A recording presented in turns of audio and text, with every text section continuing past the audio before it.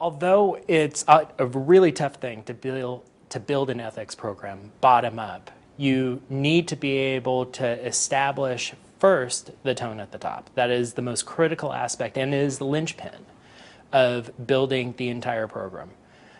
Without that ethics program starting at the top, it doesn't matter how much your employees want that ethics program to be able to do the right thing, to be able to do not only the legal thing and the ethical thing, because it will get stopped somewhere along the line. So it is tremendously critical to have the tone at the top.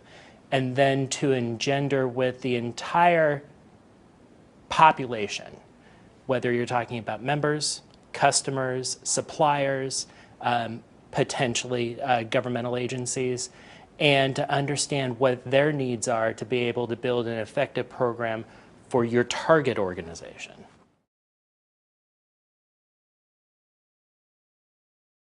Ethics is on a little bit of a higher level than compliance. Compliance can simply mean compliance with rules, regulations, and the legal environment that that particular organization finds themselves in.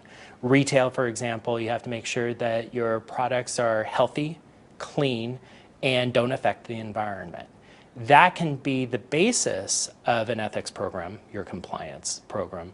But ethics are so much more than just focusing in upon the rules, the regulations, and whatnot.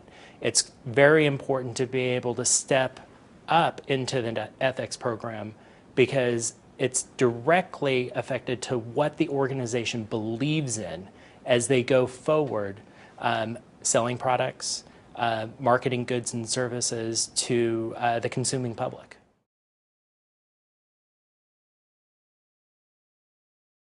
I love Costco's Code of Ethics. I'm a little bit biased because I was a Costco employee and that's where I got my start, but they made it extraordinarily clear not only to employees, but also to the membership at large on what the organization valued and how they were going to build that ethics program from there within Code of Conduct, making sure that, for Costco's example, they took care of members very well.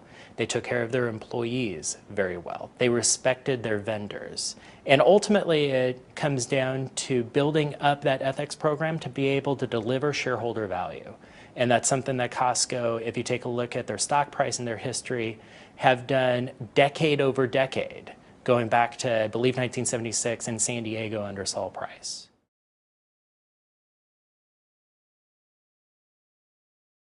I love the ability to train individuals for ethics. It is critically important from an internal auditor, fraud risk management, and information technology auditor perspective to be able to get that training in, whether it's me or from human resources or from an external person, to be able to show what ethics looks like. Ethics can be very, very fuzzy and nebulous. It isn't very clear. And to be able to put effective and efficient ways to execute that are very, very important. And that's one of the linchpins, in addition to having executive buy-in, executives popping in during the training, becomes a very important opportunity to be able to sell ethics within the organization.